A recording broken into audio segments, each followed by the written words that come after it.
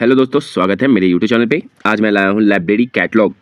जो बच्चे पिछले वाले वीडियो नहीं देखे हैं जाकर देख सकते हैं। आज मैं पढ़ाने वाला हूँ CCC क्लासिफाइड कैटलॉग कोड, क्योंकि ये पिछले वाले वीडियो में नहीं बताया था। आज मैं कंप्लीट कर देता हूँ और जो कुछ बचा है आज मैं कंप्लीट कर दूंगा। चलिए मेरे साथ जुड़े रहें। चलिए CC पढ़ाने से पहले मैं आपको ALA के बारे में विस्तार से समझाता हूँ। ये भी बचा हुआ था पिछले वाले वीडियो में। आज ALA और ACR2 और ACR1 कब आया और कैसे कब इसका उपयोग किया जाता है आज विस्तार से समझते हैं। चलिए, जैसे कि स्क्रीन पे दिख रहा होगा, एंग्लो अमेरिकन कोड 1876 ईस्वी में अमेरिकन पुस्तकालय संघ अमेरिकन लाइब्रेरी एसोसिएशन की स्थापना मेलविन डेवी के प्रयासों से किया गया। मेलविन डेवी को पुस्तकालय का पिता माना जाता है। ठीक है, चलिए आगे बढ़ते हैं। अमेरिकन लाइब्रेरी एसोसिएशन द्वारा 1883 ईस्वी में library journal condensed rules for an author and title catalogue शीर्षक से सूचीकरण नियमों का प्रकाशन किया गया। ठीक है, विस्तार से आप नोट डाउन करते चलें, क्योंकि ये MCQ के तौर पे आपको एग्जाम में आएगा। DSSB का एग्जाम हो अभी या रेलवे का फॉर्म फिल हो रहा है, जाके भर सकते हैं बच्चे लोग। चलिए पढ़ाई पे आते हैं। पुस्तकालय सूची के निर्माण के लिए मानकों का निर्माण तथा एक रूपता लाने के लिए मेलविन डेवी द्वारा पत्र लिखकर मेलविन अमेरिका पुस्तकालय संघ ALA और पुस्तकालय ALA UK के प्रेरित किया। इन्होंने आपस में मिलकर एंग्लो अमेरिकन कैटलॉग कोड का निर्माण किया। 1908 ईस्वी में किया था। यह जो दो संस्करण कैटलॉग रूल्स और ऑथर एंड टाइटल्स एवं catalogue rules author and title के ब्रिटिश में प्रकाशित हुआ था। चलिए आपसे एक सवाल पूछते हैं। 1876 में 1876 में एक और ALA के साथ कुछ और हुआ था, पता है क्या? DDC इसका फुल फॉर्म आप कमेंट में करके जरूर बताएं। इसका DDC का फुल फॉर्म क्या होता है? चलिए आगे बढ़ते हैं, इसका विस्तार से समझते हैं। इन दोनों संस्करणों में 174 नियमों को प्रकाशित किया गया था, जो प्रविष्टि और शीर्षक के संबंधित था। सन 1941 में इसका द्वितीय संस्करण कब आया? 1941 में। याद रखिएगा ये क्योंकि MCQ के तौर पे हर एग्जाम में पूछता है लाइब्रेरियन में। ALA द्वारा दो भागों में प्रकाशित किया जाता है। प्रथम भाग प्रविष्टि और शीर्षक और द्वितीय भाग पुस्तक से संबंधित विवरण प्रदान किया गया। पुनः कुछ संशोधन के साथ 1949 में प्रकाशित किया गया। प्रकाशित कब हुआ? 1949 में हुआ था। चलिए ALA के बारे में उतना ही था। आज फिर इसका नेक्स्ट आता है CCC क्लासिफाइड कैटलॉग कोड। याद रखिएगा एग्जाम में आपसे पूछता है जरूर, तो एक एक चीज नोट डाउन करते चलें। भारत के पुस्तकालय विज्ञान के जनक doctor S R Ranganathan, Bharat का लाइब्रेरियन का पिता किसे बोला जाता है? डॉक्टर एस आर रंगनाथन को माना जाता है। और डॉक्टर एस आर रंगनाथन द्वारा 1934 ईस्वी में CCC की स्थापना किया गया। इसको लाया गया था CC को। और 1933 में क्या लाया गया? आप कमेंट में करके जरूर बताएं। रंगनाथन द्वारा। चलिए आगे बढ़ते हैं। इसको 5 बार प्रकाशित किया गया। प्रसूचीकरण में संहिता अब तक 5 बार प्रकाशित हो चुकी है। 1934 ईस्वी में पहला प्रकाशन हुआ था, 1945 में दूसरा प्रकाशन हुआ था और तीसरा प्रकाशन 1954 में 1954 में हुआ था और चौथा हुआ था 1958 में हुआ था और पांचवा 1964 में हुआ था। अभी तक CC का कितना प्रकाशन हो चुका है आप बता सकते हैं? और लास्ट डेट बताइएगा कब लास्ट में आया था। चलिए आगे बढ़ते हैं। यह प्रसूचीकरण हो गया। इससे पूर्व सभी पुस्तकालय संहिताओं में वैज्ञानिक आधार पर अभाव था। इसके अंतर्गत रंगनाथन साहब द्वारा विषय शीर्षक निर्माण के लिए चेन प्रोसेस का प्रावधान किया गया। चेन प्रोसेस के बारे में मैंने एक नया वीडियो बना दूंगा आपके लिए, देख लीजिएगा। चलिए आगे बढ़ते हैं। Anglo American catalogue rules. CC complete करने के बाद एंग्लो अमेरिकन कैटलॉग रूल्स 1, इसको विस्तार से समझते हैं, क्योंककि ये KBS में क्वेश्चन आ चुका है। जब हम एग्जाम दिए थे KBS को तो ये क्वेश्चन पूछा गया था। चलिए विस्तार से समझते हैं इसके बारे में। कब आया था? 1967 में। लेकिन इसके पहले क्या था? 1961 में the international conference of catalogue Paris का आयोजन पेरिस में किया गया, जिसमें choice the form of heading in author and title catalogue से संबंधित 12 सिद्धांत को अपनाया गया, जो पेरिस प्रिंसिपल्स के नाम से भी जाना जाता है। ठीक है, लिखते चलिएगा बच्चे लोग आप लोग। सन 1962 में AC के सुमर स्प्लिडिंग को ALA कोड का नया संपादक बनाया गया था। साथ ही American library association of Canada library association के सहयोग से एंग्लो अमेरिकन कैटलॉग रूल्स 1 का प्रकाशन सन 1967 में किया गया।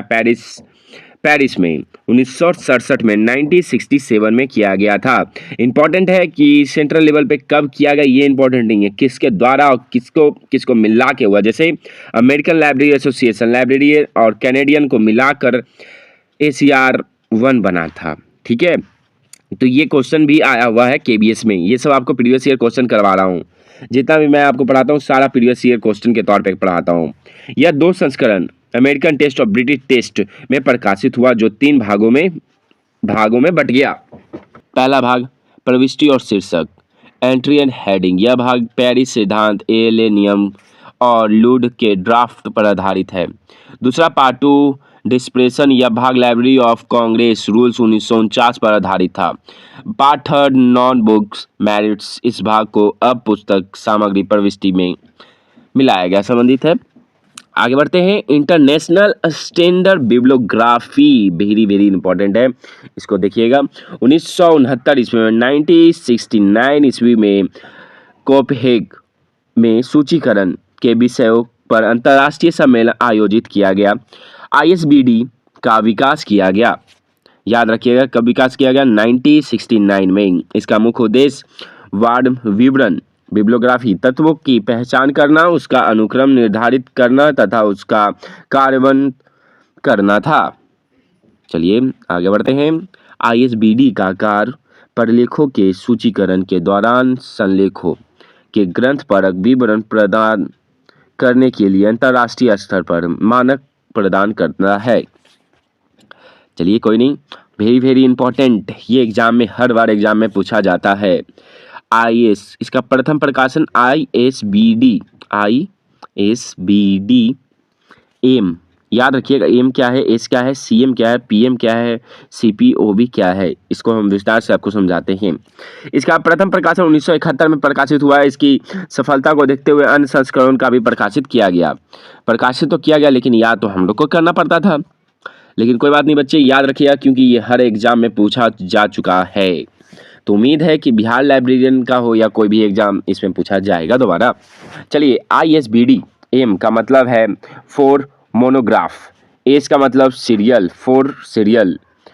इसको आप CM PM और CP हो या OB हो, ऑल प्रिंटेड बुक्स, या ऑडियो हो या कंप्यूटर हो, इसको आप विस्तार से लिख लीजिए, नोट डाउन लीजिए। मैं आपको स्क्रीनशॉट करने का अवसर दे रहा हूँ, आप स्क्रीनशॉट कर लीजिए और इसको विस्तार से आप नोट डाउन कर लीजिएगा। और बार बार इसको दिन में 2 बार जरूर देखिएगा।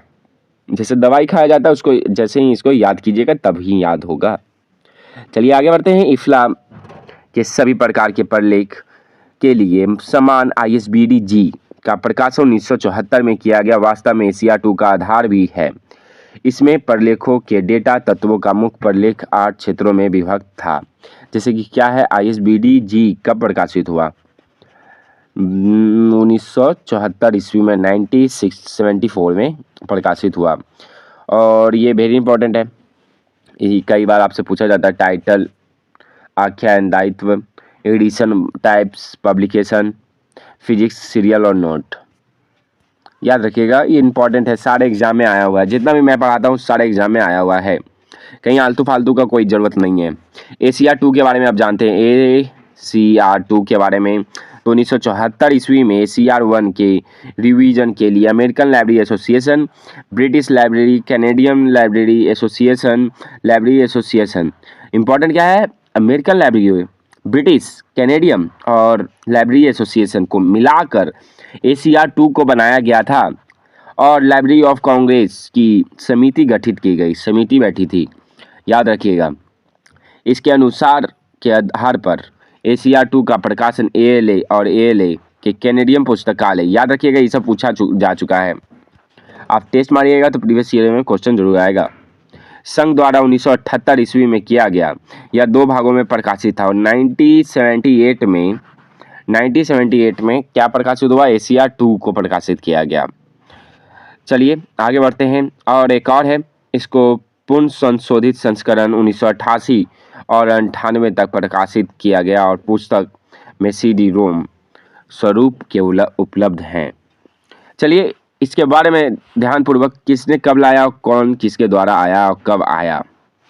चलिए विस्तार से समझते हैं इसको। जो बच्चे नोट डाउन कर रहे हैं बहुत ही अच्छी बात है, जाके कर सकते हैं क्योंकि ये एग्जाम में आ चुका है।